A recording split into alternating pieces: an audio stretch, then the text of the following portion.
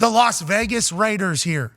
Just 25 games into a 6-year contract worth somewhere near $60 million. Josh McDaniels has been canned as the Las Vegas Raiders head football coach, and alongside of him, sent packing his GM, Dave Dolph Ziegler. Yeah. Now, I will say that this was certainly surprising to all of us whenever we awoke this morning. A 6-year deal, especially with Mark Davis and how the Raiders kind of have been run, not saying financially, but financially, you would think they would not get out from underneath a $60 million contract with $40 million roughly still owed after this season to a head coach. Mark Davis couldn't take it anymore. Now, yesterday, whenever we were asked, does Davante Adams need to command a trade to get the hell out of town? We thought to ourselves, the natural thought would be, are the Raiders going to figure this out over the next couple of years while Davante Adams is on contract? Do we think the Raiders are going to fire the head coach maybe after this season? Maybe fire the GM? And it was almost felt like we were being sports media people, just being dramatic. Like, are they going to fire the GM? Are they going to fire the coach? He's only 25 games into this thing. He's got a 6-year deal. Are they going to do? Mark Davis said, yeah, I am. I'm sick of it. This means that, to me, Mark Davis talked to probably Max Crosby, probably talked to Davante Adams. He said, hey, listen, I'm on your guys' side. I'm not on the coach's side. We're going to rebuild around you. We're not rebuilding in their vision. Now, if you do recall their vision, Darren Waller, out of the building. Sure. See ya. Derek Carr, literally kicked out of the building. You talk about Hunter Renfrow and what has happened with him under this whole thing, pretty much out of the offense. You chit-chat about, what's that? Chandler Jones situation. Josh Jacobs was going to hold out. It's like a lot of the things that have happened with Dave Dolph Ziegler and Josh McDaniels, for them to have the lack of success that they've had, they've made some big swings and done some things to the kind of the core of the Las Vegas Raiders. So they move on now. Ex-player, Big Pierce, Super Bowl champion for the New York Giants, who's an old school guy, I do believe. He is now the interim head coach. Champ Kelly, who none of us know is the interim GM, but congrats to him having the name Champ. I think he's probably going to bring positive vibes in there. Aiden O'Connell allegedly going to be the starter.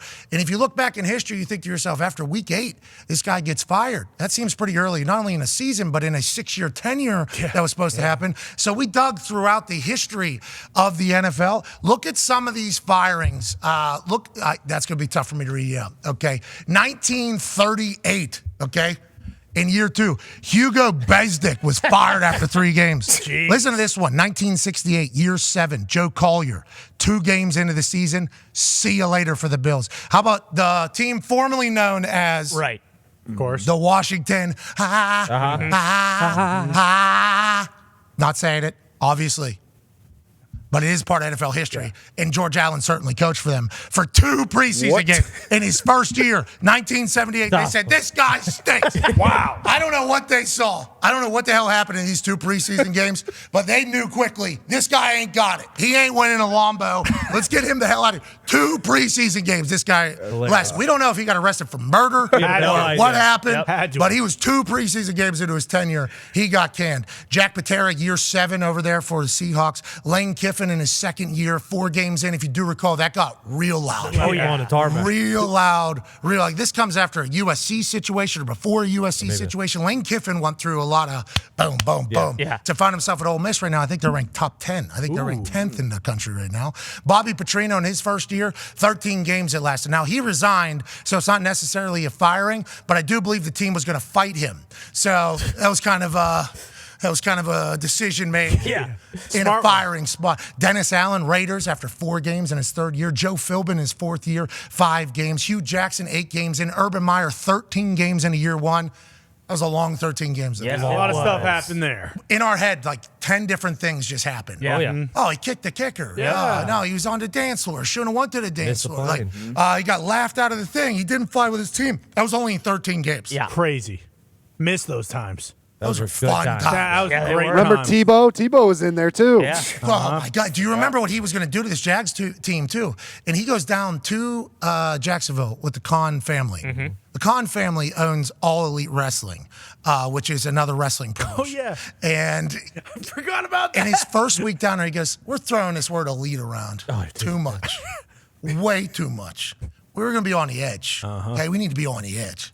Elite, everybody's elite. It's like, well, maybe everything's elite where you are because you were actually on an episode of something called All Elite Trying to Wrestling. guy a laptop. Oh, I'm going to need to build a new building too. Remember, he wanted to build a whole new town? Yeah. I need a new practice facility. I need a new town within Jack's Beach. I need this whole thing. And then the way that unfolds, I bet you the cons were just like, we couldn't have got this more terribly wrong. hell's this guy If we doing? tried. 13 games, though, he lasted. So congrats to him. Frank Reich, obviously, the writing was on the wall. That was 9 games. Jeff Saturday would go on to be the head coach after him last year. Matt Rule got fired after 5 games. Carolina Panthers kind of have that as his MO with the new owner. Remember, Ron Rivera got fired early as well. Whenever they knew they were going to move on from him, Matt Rule, see you later. And then Josh McDaniels in his second year, 8 games into this thing, he is canned. Darius J. Butler, I know an early firing is a good sign to your fan base, like, we ain't putting up with this shit anymore either. Yeah.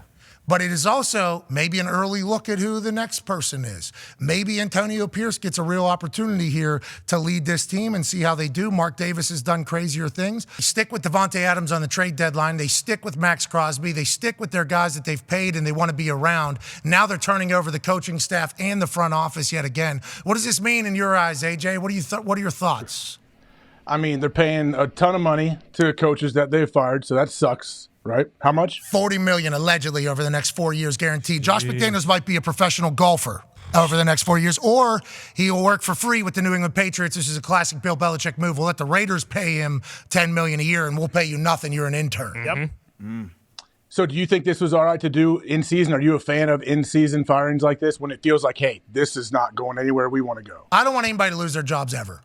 Okay. Yeah. Now that got written about us earlier whenever we came over here and things happen. Anybody that wants to work, I hope you have a job. We're lacking people with work ethic, so I never want anybody to ever lose a job, especially people that would like to work. With that being said, I'm also a big fan of ownership telling their fans, yeah, I ain't happy with this shit either. You know, and that feels like this particular move because we did see videos earlier in the season where Mark Davis was sitting there, great hair.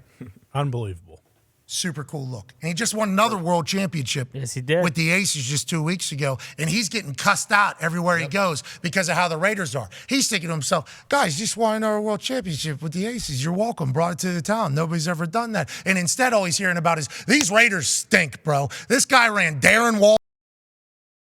He wanted somebody that he had a lot of trust and faith in to restore the culture that the Colts were, because from what he heard, I assume, all hell is broken loose. Late to meetings, missing treatment, gambling against the Indianapolis Colts while you're on the Indianapolis Colts. Like, everything was shit pretty much behind the scenes. Somebody would have loved to have that opportunity. Jeff Saturday's the one that was supposed to go turn around. He did not. But as a former player stepping in this moment, what do you think he does, and how do you think he does as the coach of the Raiders interim? Yeah, one thing that's huge with former players, what they do is they hold people accountable. That's the first thing they're going to do. Yeah, but normally players, remember, not. But players are normally players' coaches, remember? Too soft. I don't think that's ever the case whenever players are coaching. No, it's not, because they understand what it takes, right? Like, they understand the pulse of the locker room. They understand all of the inner workings that maybe the guys who are never in a locker room don't understand. So I think the first thing he's going to do is he's going to come in, he's going to try and change the culture. And the first thing he's going to do is hold people accountable. Hey, listen, all this stuff we've been doing that isn't working, whether it's late to meetings, and we've heard in other places, obviously don't know if that's going on there.